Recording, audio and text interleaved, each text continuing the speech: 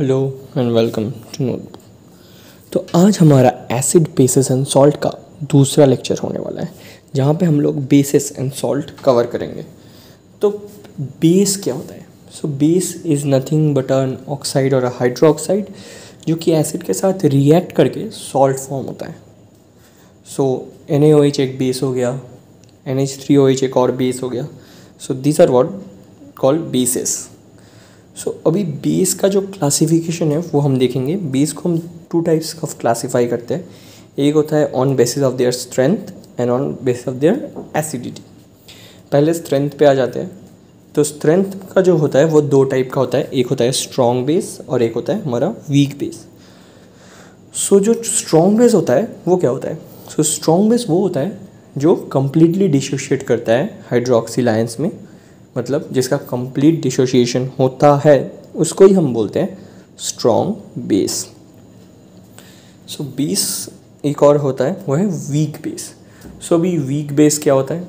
Weak base जो होता है, जैसे कि स्ट्रॉन्ग बेस हमारा कंप्लीट डिसोसिएशन करता है, बट हमारा वीक बेस क्या करता है? हमारा वीक बेस पार्शियल डिसोसिएशन करता है। सो this is all about the type on basis of strength. अब हम आते हैं on basis of acidity. So acidity में अगर हम देखें तो तीन तरह के बेस होते हैं। जैसे हम एसिड में पढ़े थे मोनोबेसिक एसिड, यहाँ पे भी होगा mono acidic base, di acidic base और ऐसे ही tri acidic base. So this is about the classification of bases. अब इसके बाद आता है प्रिपरेशन ऑफ बेसिस। तो बेसिस बहुत टाइप से प्रिपेयर करते हैं, हम इंपॉर्टेंट वाले पढ़ लेते हैं। पहला होता है मेटल से। सो बेस हमारा मेटल से प्रोड्यूस होता है। सब कुछ का आपका जो एग्जाम्पल है वो आपको नोट्स में हमारे वेबसाइट में मिल जाएगा, जिसका लिंक हमारे डिस्क्रिप्शन में आपको मिल जाएगा। सो पहले पढ़ते हैं फॉर्म मेटल्स। सो मेटल के साथ जब ऑक्सीजन को हम रिएक्ट कराते हैं तब फॉर्म होता है base. So this is one way.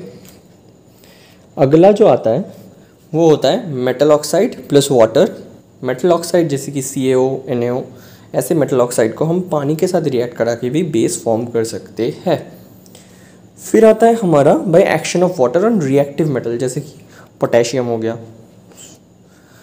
हाँ, जो पोटेशियम लाइक रिएक्टिव मेटल्स को हम जब वाटर के साथ रिएक्ट कराते हैं तब हमारा फॉर्म होता है बेस और hydrogen. So this are the main. और एक और होता है हमारा मेटलिक सल्फाइड, जैसे कि PbS हो गया, लेड सल्फाइड। उसको भी हम जब ऑक्सीजन और थोड़ा सा हीट के साथ रिएक्ट कराते हैं तो वो हमको एक मेटलिक ऑक्साइड और सल्फ SO2 देता है। और मेटलिक ऑक्साइड क्या है? वो भी एक बेस है। सो प्रिपरेशंस के बाद आता है हमारा प्रॉपर्टीज़। तो बेस हमारा जो होता है वो सार और बिटर टेस्ट का होता है। फिर आता है हमारा टेस्ट जो कि बेस पास करते हैं। हमारा जो बेस है वो रेड लिटमस पेपर को ब्लू में कन्वर्ट करता है। वैसे ही वो मिथाइल ऑरेंज को हमारा ऑरेंज कलर से येलो में कन्वर्ट करता है। और एक आता है जो कि है फेनोफ्थैलीन। फेनोफ्थैलीन कलरलेस होता है, जब भी हम उसमें कोई बेस डालते हैं तो वो पिंक कलर का हो जाता है। अगला एक बहुत ही इंपॉर्टेंट पार्ट आता है वो की होता है हमारा strength of acid and base. तो जो स्ट्रेंथ को हम बोलते हैं, स्ट्रेंथ निकालने के लिए हम एक स्केल यूज़ करते हैं जिसको हम बोलते हैं pH स्केल। और pH निकालने का एक बहुत ही आसान फॉर्मूला है -log ऑफ H+ आयन। समझे? H+ आयन मतलब क्या? ये pH निकालने के लिए अगर हमारे पास बेस हुआ तो हम -log ऑफ OH+ आयन लिखेंगे। मैं एक चीज़ आपको बता देता हूँ यहाँ पे। pH स्केल रेंज जो होता है वो 1 से 14 होता है। यहाँ पे 1 से 7 तक अगर रेंज आया तो उसको हम एसिडिक बोलते हैं, 1 से 6.9 टू बी प्रिसाइज, एंड 7 जो होता है वो न्यूट्रल होता है, और 6.9 से 14 हमारा बेसिक नेचर होता है। ये जो आता है यही है हमारा pH टेबल जो 1 से 14 होता है। अगर 7 से नीचे आया तो वो एलिमेंट एसिडिक होगा, जितना कम उसका वैल्यू होगा 7 से उतना ही वो एसिडिक होगा। सिमिलरली 7 से ज़्यादा हुआ तो वो बेसिक होगा। समझे? So that's what about the strength of acid and base. अगर आपको हाइड्रोनियम आयन का जो कॉन्सेंट्रेशन है वो पता है तो आप इजीली pH निकाल सकते हो, और इस टेबल में डाल के आपको पता चल जाएगा कि एलिमेंट एसिडिक है या बेसिक है इन नेचर। सो अगला हम जो पढ़ने वाले हैं वो है सॉल्ट्स। अब ये सॉल्ट्स क्या चीज़ है? तो सॉल्ट्स जो है वो जब एसिड और बेस रिएक्ट करता है तो सॉल्ट फॉर्म होता है।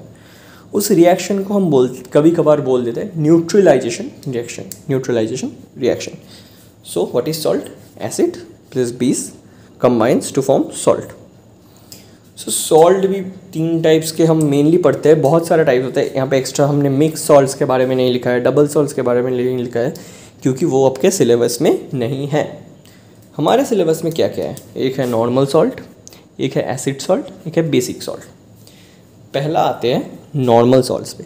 सो नॉर्मल सॉल्ट्स वो सॉल्ट्स है जो कंप्लीटली डिस्प्लेस हो जाता है, जो फॉर्म होता है complete displacement of ionisable hydrogen of an acid. समझते हैं क्या बोल रहे हैं? मैं ये बोलना चाह रहा हूँ, मानो कि एक एसिड है, उसमें उसका जो आयनाइजेबल हाइड्रोजन है वो अगर कंप्लीट डिस्प्लेस हो गया तो वो उस एसिड को हम बोलते हैं, उस सॉल्ट को हम बोलते हैं नॉर्मल सॉल्ट। मतलब एग्जांपल के तौर पे अगर हमारे पास HCl है, अगर मैंने क्या बोला एसिड और बेस रिएक्ट होगा तो सॉल्ट होगा, तो ये जो हाइड्रोजन आयन है, आयनाइजेबल हाइड्रोजन है, वो अगर कंप्लीटली डिस्प्लेस हो जाता है बाय दिस बेस तो हम इसको बोलते हैं नॉर्मल सॉल्ट। ये है नॉर्मल सॉल्ट। अगला हमारे पास आता है एसिड सॉल्ट। तो एसिड सॉल्ट क्या होता है? एसिड सॉल्ट में पार्शियल रिप्लेसमेंट होता है। वहाँ पे कंप्लीट रिप्लेसमेंट हुआ, यहाँ पे होगा partial replacement of hydrogen ion, but यहाँ पे एसिड का नहीं, पॉलीबेसिक एसिड का होगा। तो एग्जाम्पल से समझते हैं। एग्जाम्पल से समझो कि H2SO4 है, उसके साथ हम सोडियम हाइड्रोक्साइड को रिएक्ट कराते हैं, तो अब हमारा फॉर्म होता है NaHSO4 सोडियम बाइसल्फेट और वाटर। तो यहाँ पे एक जो हाइड्रोजन है वो डिस्प्लेस हो रहा है, मतलब 2 हाइड्रोजन नहीं डिस्प्लेस हो रहा है, मतलब ये कंप्लीट नहीं, ये है पार्शियल रिप्लेसमेंट। सो ये जो फॉर्म हुआ बेस, उसको हम बोलेंगे सॉल्ट, उसको हम बोलेंगे acid salt.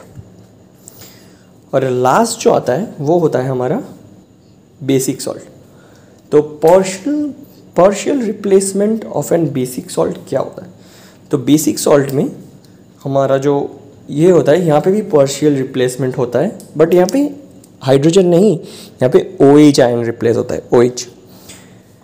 OH ion of an acidic base remove होता है। मतलब एक एसिडिक जो बेस है उसका OH आयन अगर पार्शियल डिस्प्लेस हुआ और रिप्लेस हुआ तब हम उसको बेसिक सॉल्ट बोलते हैं। एग्जाम्पल से समझते हैं। एक बेस है PbH2 और एक एसिड ले लेते हैं HCl, तो हमारा जो एक OH है वो निकल जाएगा। So partial replacement of OH ion, hydroxide ion of the base हो गया। So this is a basic salt. So these are the mainly 3 types of salts which we are going to study. So इतना ही था हमारा जो salts। अब salts में एक चीज़ बहुत ही important आता है जो कि है हमारा types of formations of salt, not types of formation of salt, मतलब kinds of formation of salts। उसका एक जो शीट है मैं आपको वो स्क्रीन पे भी अटैच कर दूंगा और वो आपको नोट्स पे भी मिल जाएगा, तो उसको अगर आप रेफ़र करोगे तो आपको सारे टाइप्स, सारे रिएक्शंस वहाँ पे दिख जाएंगे। बहुत ही ईजी है, सिमिलर न्यूट्रलाइजेशन रिएक्शंस ही आपको मिलेंगे वहाँ पे। So let's look forward to that. So आज के लिए बस इतना ही, जहाँ पे हमने थोड़ा रिव्यू किया बेसिस क्या होता है, बेसिस का टाइप क्या होता है, प्रॉपर्टीज़ क्या होता है, और what are the kinds of salts का फॉर्मेशन कैसे होता है, जैसे कि न्यूट्रलाइजेशन रिएक्शन से होता है, नॉर्मल सॉल्ट क्या है, एसिड सॉल्ट क्या है, बेसिक सॉल्ट क्या है, और एक और चीज़ सीखे हम लोग, strength of an acid and base कैसे निकालते हैं।